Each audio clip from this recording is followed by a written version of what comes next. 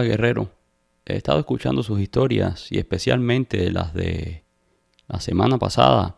Hablaba de cómo la brujería puede matar, pero yo soy testigo de que la brujería también puede hacer bien, o al menos puede hacer justicia.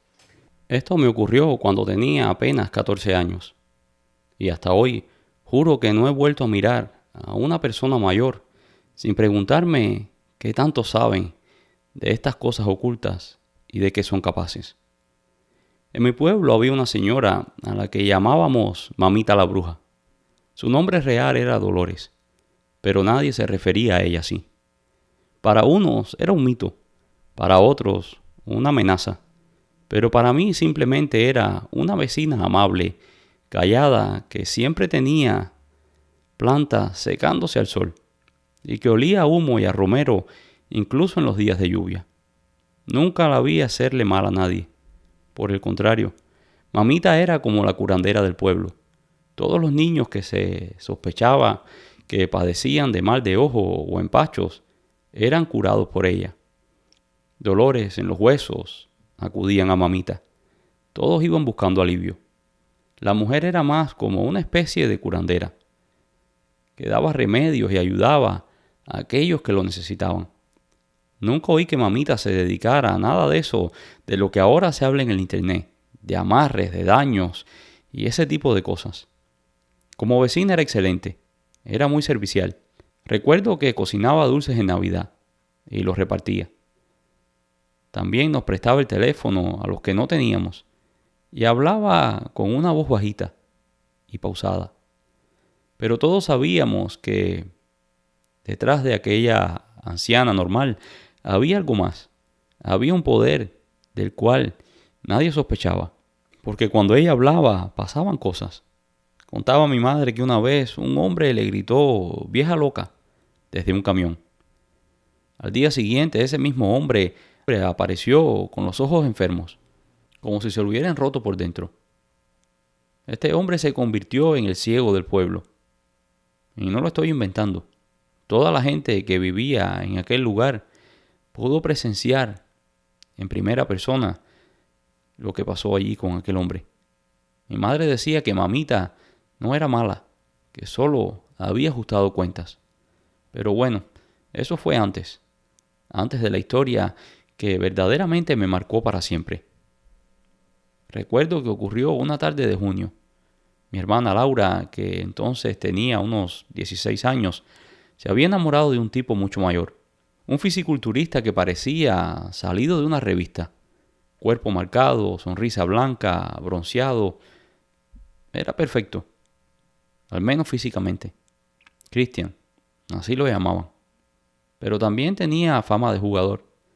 Le gustaban las chicas jóvenes, las ilusionaba y luego las despreciaba. Ya lo había hecho con otras. Pero aún así mi hermana se dejó llevar. Salieron un par de veces. Ella estaba toda ilusionada.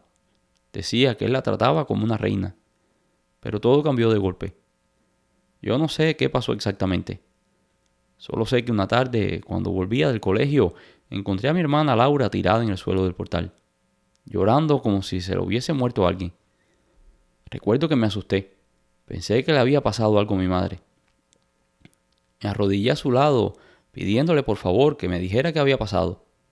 Traté de calmarla, pero no podía hablar. Solo decía su nombre. Christian. Christian me usó. Me mintió. En medio de ese caos se escuchaban risas. Del otro lado de la calle, frente a nuestra casa, estaba el gimnasio donde Christian iba a hacer ejercicios.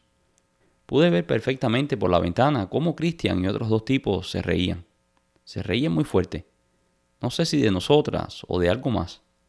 Pero el sonido era como una burla directa al dolor que estaba sufriendo mi hermana. Y entonces, de la nada, sin que nadie la llamara, apareció Mamita. Cruzó la calle sin decir una palabra. Caminaba lento, con su bata de siempre y un moño apretado detrás de la cabeza. Se quedó mirando a mi hermana y luego, sin que yo dijera nada, pronunció el nombre del tipo. Las risas se pararon inmediatamente. El rostro desencajado de Christian miró en nuestra dirección. Por un muerto no se llora, hija, dijo mamita con voz calmada. Yo me quedé helada. Mi mente hizo 1000 preguntas en un segundo. ¿Qué? ¿Por qué habría dicho aquello? ¿Qué quería decir? ¿Estaba deseando la muerte? ¿O era una simple amenaza? Su tono no fue de odio. Fue como si simplemente estuviera anunciando que iba a llover más tarde o si estuviera diciendo la hora. El rostro del chico cambió. Su mundo se vino abajo en un segundo. Los otros que lo acompañaban no reaccionaron diferente. Se callaron la boca inmediatamente y se alejaron de Christian como si tuviese la peste bubónica. Christian estuvo unos días desaparecido del pueblo. Nadie daba razones de él. Los días pasaron y cuando lo volvimos a ver, deambulaba por el pueblo, sin rumbo. No era ni la sombra de lo que había sido antes. Ahora estaba delgado. Aquellos prominentes músculos se habían reducido considerablemente. La cara del chico estaba desencajada. Incluso tenía mal color. Parecía que sufría de algún tipo de enfermedad. Varias personas del pueblo vieron a los padres de Christian ir a casa de mamita. Pero nadie sabía lo que hablaban, pues ni siquiera las chismosas más avesadas del pueblo se atrevían a espiar a mamita. Había un respeto casi rayando en el miedo hacia la señora. Comentarios sobre Christian se regaron por el pueblo. La gente barajaba muchas teorías. Unos aseguraban que sufría de los nervios. Otros aseguraban que tenía una enfermedad mucho más seria. Recuerdo que el 25 de diciembre se comenzó a esparcir por el pueblo el rumor de que Christian había fallecido en medio de la noche. Dicen que fue un infarto. Pero un hombre de 28 años, saludable, que hacía ejercicios sin historial médico ninguno, era poco probable. Algunos familiares dijeron que lo vieron llevarse las manos al pecho, pero antes de caer miró hacia un punto exacto en la habitación donde se encontraba, y allí cayó redondo. Yo no vi su cuerpo, pero los que lo vieron decían que tenía la boca abierta como en un grito, los ojos muy abiertos, y que parecía que había muerto de susto. Los que trabajaban en la funeraria contaban que por mucho que habían tratado de cerrar la boca, no pudieron, ni tampoco los ojos. Al día siguiente, mamita estaba regando sus plantas como si nada. Me saludó amablemente, como lo hacía siempre. Creo que fue la forma en la que la miré, tal vez como con un gesto de agradecimiento por lo que había hecho. Aunque no estoy de acuerdo en que nadie haga algo así a otra persona. La vida debe respetarse. Pero igual, de cierta manera, mamita me miró como diciendo por nada. Nunca le dije nada, nunca le pregunté, y tampoco volví a hablar con nadie de eso, hasta ahora. Pero hay algo que nunca olvidé. Esa noche, cuando me fui a dormir, encontré en mi almohada una flor seca. Una flor que no abunda en mi pueblo, pero que sí vi varias veces en el cementerio. Nadie en mi casa sabía cómo había llegado allí. Y mi hermana nunca volvió a llorar por ningún hombre. La brujería salvó a mi hijo. Rosaura Gutiérrez, una madre sobreviviente de lo inexplicable, nos cuenta esto. Si me lo hubieran contado, no lo habría creído. Pero yo estuve allí. Vi cómo mi hijo se moría. Vi cómo los médicos lo desahuciaban. Vi cómo me lo arrancaban de los brazos. Y también vi cómo una mujer, con hojas, humo y oraciones, me devolvió la vida. Me llamo Rosaura y tengo 49 años. Y esta historia me ocurrió hace casi 20. Mi hijo Elías tenía 7 años cuando empezó con fiebres. Al principio pensamos que era un virus común. Después de todo, en la escuela muchos niños andaban enfermos. Pero su fiebre no bajaba. Le dolían los huesos. No quería comer y su mirada empezó a perder brillo. Lo llevamos al hospital. Le hicieron análisis, lo pincharon 1000 veces. Nadie sabía qué tenía. Decían que su sistema inmunológico estaba colapsando, que posiblemente era una enfermedad autoinmune rara, o una forma agresiva de leucemia, pero nada daba positivo de forma concluyente. Su cuerpo empezó a apagarse, perdió peso rápidamente, dejó de hablar. Parecía que algo dentro de él estaba cerrado. Recuerdo la noche en la que el médico me llevó aparte y me dijo sin rodeos: señora Gutiérrez, lo que está pasando con su hijo no tiene explicación para nosotros. No responde a los medicamentos y está dejando de luchar. Le recomendamos que se prepare para lo peor. Esa frase, que se prepare para lo peor, quedó grabada en mi mente a fuego. Salí del hospital como si me hubieran sacado el alma. En casa me encerré en la habitación. Grité, maldije a Dios, a la ciencia y a mí misma. Sentí morir. Pero al día siguiente vino a visitarme mi tía, que vivía en un pueblo como a unas 3 horas de donde yo vivía. Ella ya sabía mi situación, pues mi madre le había puesto al tanto. Entró en mi habitación y me abrazó. Con una mirada firme y una voz potente, me dijo: si los doctores no pueden, hay otras muchas cosas que hacer. Esta misma tarde vamos a ir a ver a Dominga. Así conocían a aquella señora que se convirtió en un ángel para mí.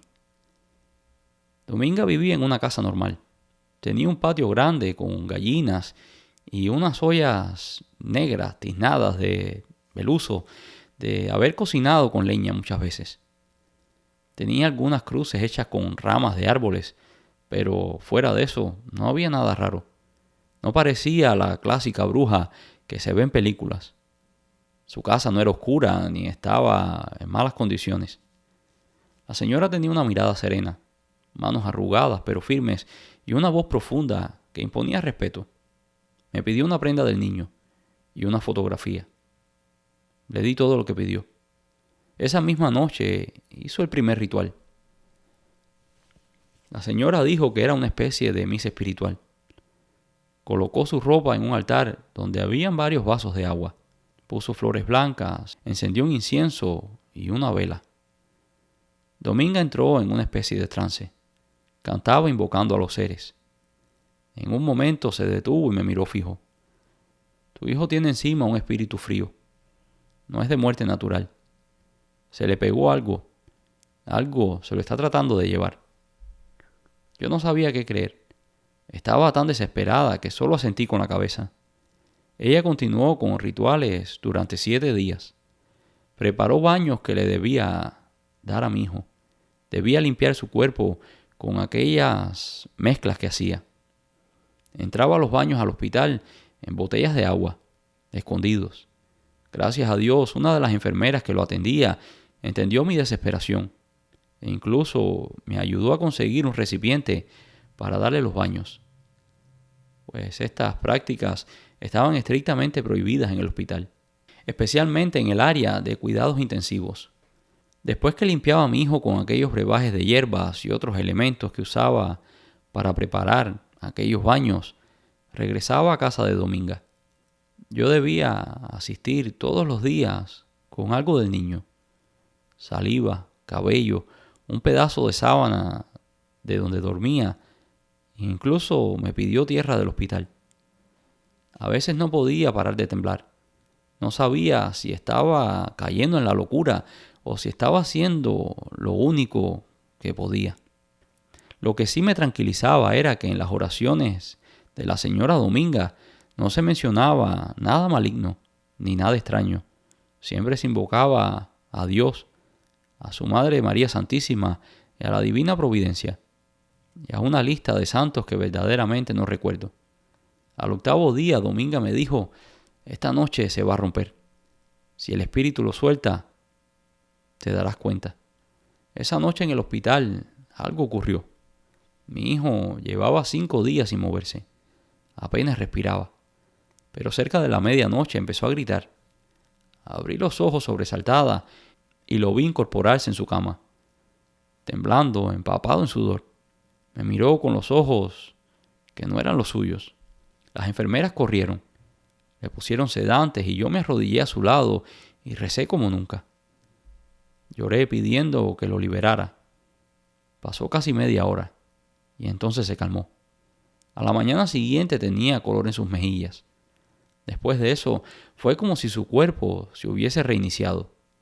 En unas semanas los médicos estaban atónitos. Su sangre estaba estabilizada y limpia y los órganos de mi hijo respondían.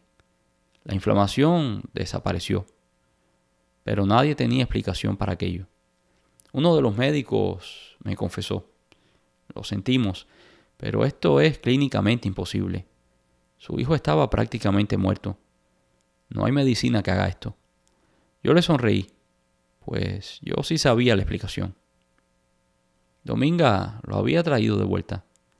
Hoy mi hijo Elías tiene 26 años. Está casado, tiene una hija y es ingeniero. Nunca ha vuelto a enfermarse, gracias a Dios y en buena hora lo diga. En su pecho, justo al lado del corazón, tiene una mancha que apareció después de su recuperación. Nadie sabe qué es. Pero Dominga me dijo que la marca es la evidencia de su vuelta a la vida. Después de aquello visité a Dominga religiosamente cada mes. Aunque ella se rehusó a cobrarme nada, yo siempre le llevaba una despensa. Dominga murió hace pocos años, ya muy anciana. Ya en sus últimos años no trabajaba nada de esto. Pero vivió bien, pues como yo, habían otras muchas personas a las cuales había salvado, tanto a sus hijos como a ellos mismos. Y siempre se aseguraron de que a Dominga no le faltara nada. Sé que allá afuera hay gente que hace cosas malas, que usa estos conocimientos esotéricos para dañar a los demás. Pero también hay mucha gente buena que usa estos dones y conocimientos para ayudar y salvar vidas, cuando la medicina ya no es una respuesta.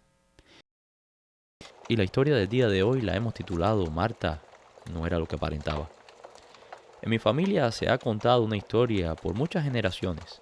Han pasado tantas que ya ni siquiera se acuerdan del nombre de los verdaderos protagonistas.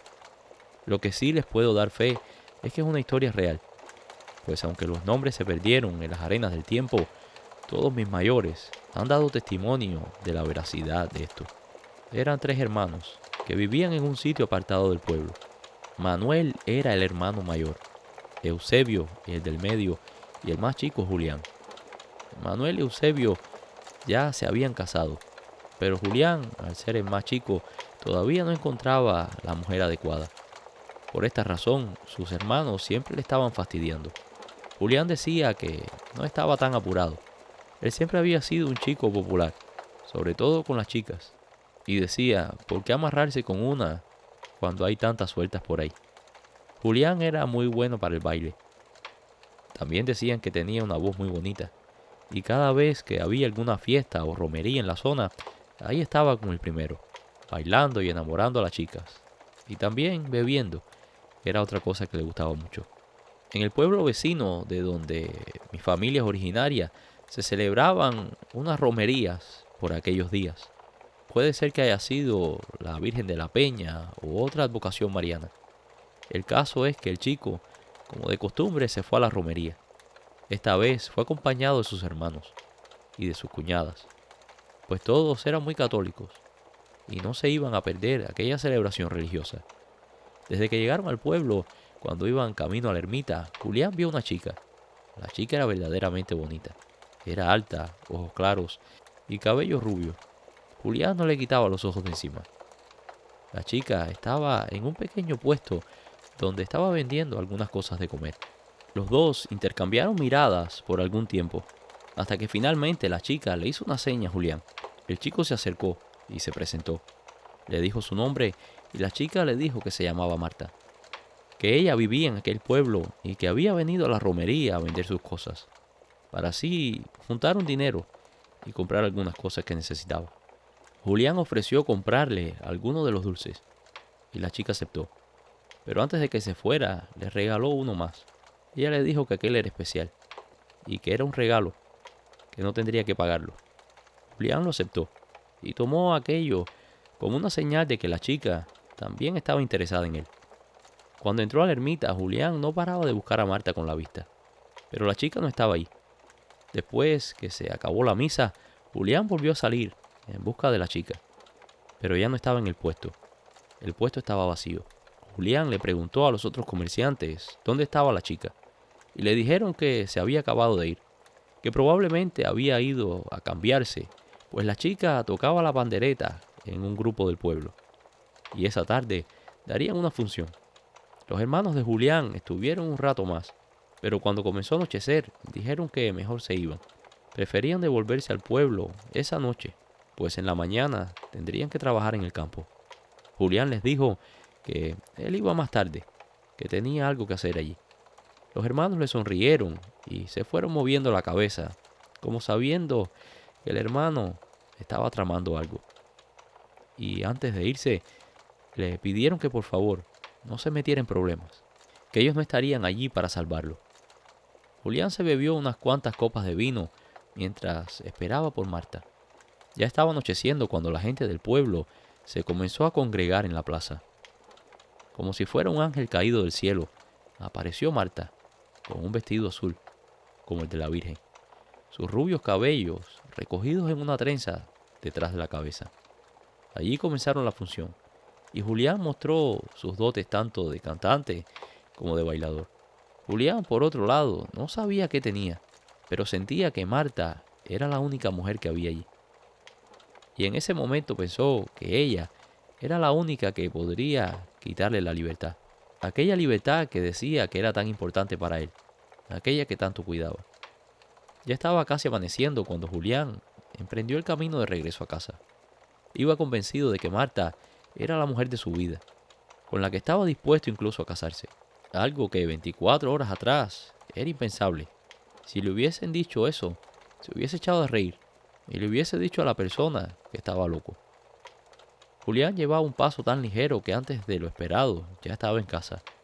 Los hermanos vieron la expresión que traía y le preguntaron qué había pasado, qué bicho le había picado. Él les contó de Marta. Julián estaba irreconocible, pues aunque muchas habían sido sus aventuras con las mujeres, nunca había hablado así. Julián estaba prendado con la chica. Los hermanos le aconsejaban que en esos casos era mejor no apurarse. Es mejor tomarse estas cosas con calma y darles tiempo. Pues Julián ya iba a las carreras. Ya estaba incluso listo para hablar con sus padres, para que fueran a hablar con la familia de la chica y pedir la mano.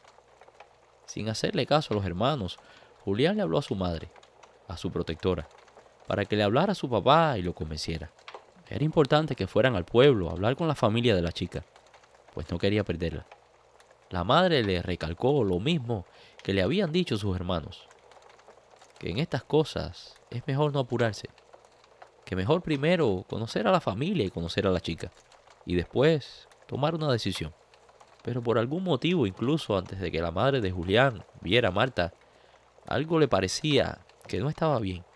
Se comentaba en la familia que la madre de Julián tenía algo de meiga, que es la palabra para bruja en gallego.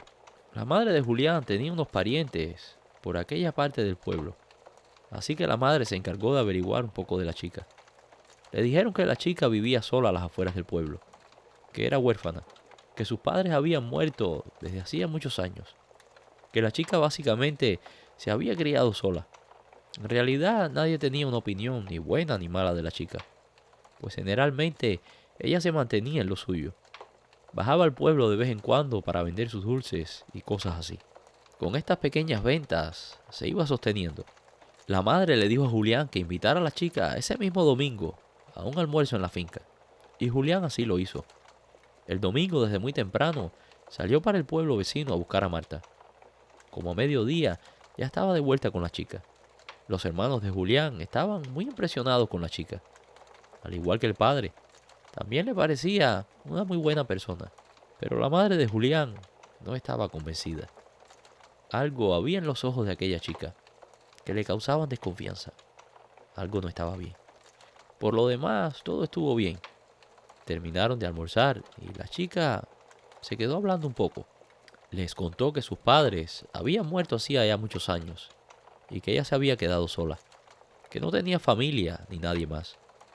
La madre de Julián habló poco, no hizo ninguna pregunta, tampoco le hizo ninguna acción fea a la chica. La madre se disculpó y se fue a preparar un café. Julián la siguió. Quería hablar con su madre a solas y le preguntó qué creía. La madre le dijo que había algo raro en la chica, que aquella chica no le convenía a él. Julián le dijo a su madre que aquello eran celos y que no se preocupara, que nadie nunca la iba a reemplazar, pero que no entendía por qué Marta no era de su agrado. La chica era buena, trabajadora y seria, pero la madre de Julián solo viró los ojos en blanco y se dio la vuelta. En ese instante la madre de Julián asomó la cabeza por la cocina y le preguntó a la chica si prefería té o café, que ella se había hecho un té de hierbas y que estaba segura que a ella le iba a gustar. La chica le dijo que cualquiera de las dos cosas estaba bien. La madre de Julián hirvió las hierbas en agua bendita y se las sirvió a la chica, junto con el café que le sirvió a los demás. Pero la chica ni se acercó a la taza. Le lanzó una mirada fulminante a la madre de Julián. Vamos, hija, bebe que se enfría. Las hierbas que tenía el té también fueron olvidadas en el tiempo, pero sí se decía que eran hierbas muy específicas utilizadas para combatir a las brujas. La madre insistió, pero la chica no se bebía el té. Le dijo que no se sentía bien, que algo la había indispuesto. Inmediatamente la chica le dijo a Julián que por favor la acompañara a su casa. Julián y su madre tuvieron otro momento a solas, y la madre le dijo, lo mejor es que te olvides de esta chica y dejes todo así. Julián, contrariado, acompañó a Marta hasta su casa. Marta le comentó que le había caído muy bien su familia, pero que no sabía por qué su madre le había hecho un poco de rechazo. Julián le dijo que aquello eran ideas de ella, que claro que su madre había quedado prendada con ella como el resto de su familia. Marta hizo un gesto de incredulidad con la cabeza y siguió caminando.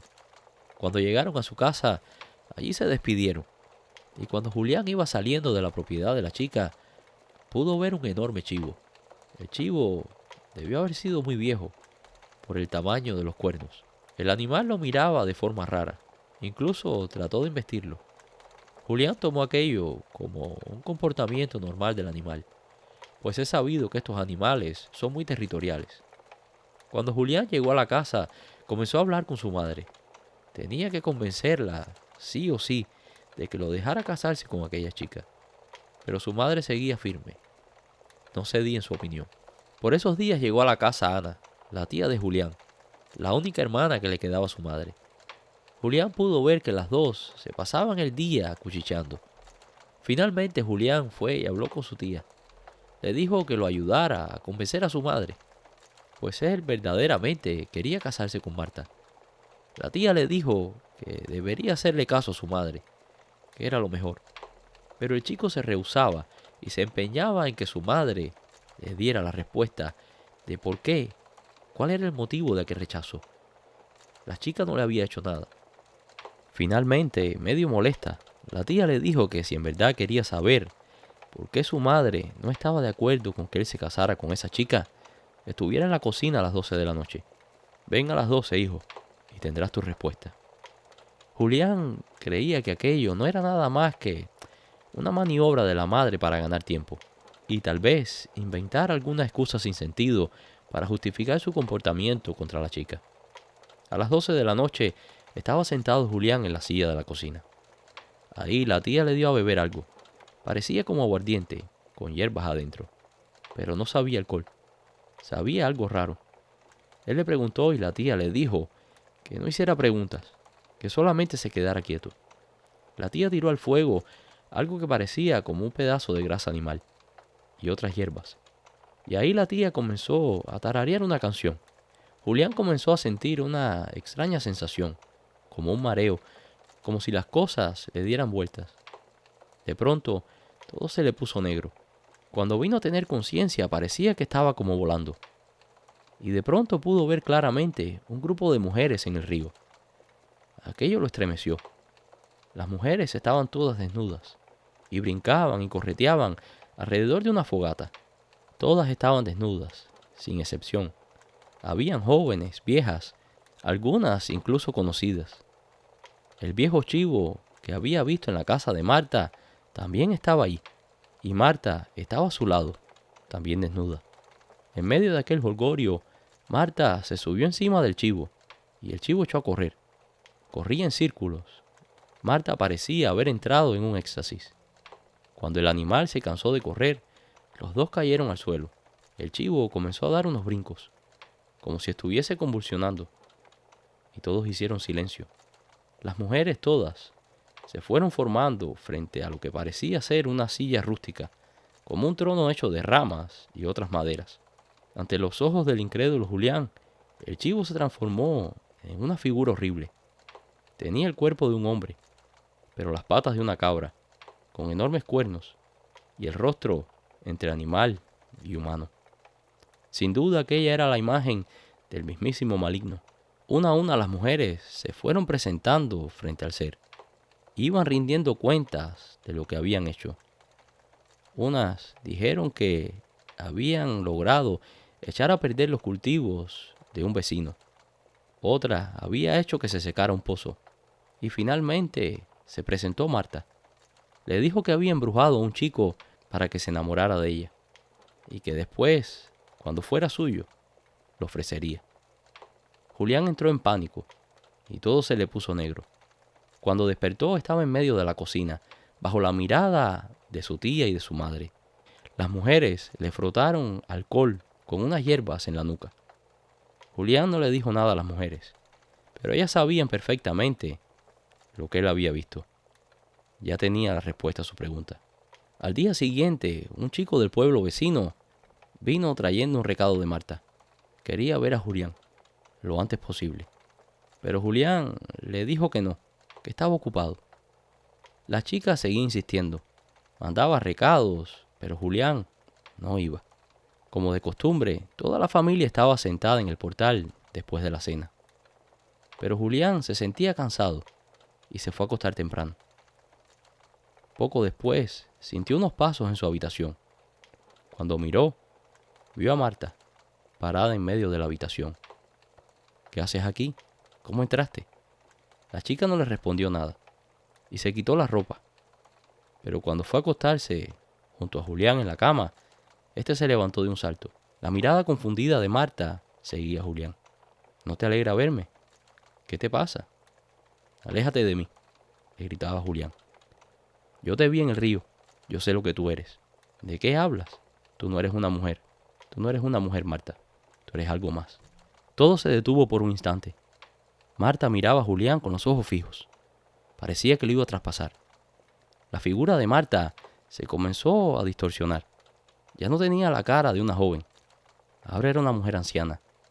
La vitalidad que antes exhibía su piel se convirtió en una piel arrugada y sin brillo. Marta echó a correr y saltó por la ventana. Julián corrió detrás de ella y pudo ver cómo aquella figura se iba alejando, montada en el lomo de aquel chivo negro. La conmoción despertó al resto de la familia, quien vino al cuarto de Julián, y ahí se lo encontraron con la mirada perdida. No se había recuperado del susto. La madre y la tía Ana sabían perfectamente lo que había pasado. La tía Ana salió inmediatamente y se escuchó que estaba afuera, cantando o rezando. Parecía más bien como un rezo. Y después de eso, todo se tranquilizó. De Marta no se supo nunca más. Unos decían que se había ido a vivir a otro pueblo después que su verdadera identidad había sido descubierta. Otros decían que el mismo maligno la había destruido por no haber entregado el alma que le había prometido. Y esto es todo por hoy. Espero que hayan disfrutado de esta historia. Si les gustó, déjanos un like. Y si no lo has hecho todavía, por favor, suscríbete. Recuerda también compartir estas historias con personas que conozcas, personas que sepas que les gusten este tipo de historias, de contenido. Esta es una buena forma de ayudarnos a seguir creciendo el canal. Muchas gracias y nos vemos en el próximo video.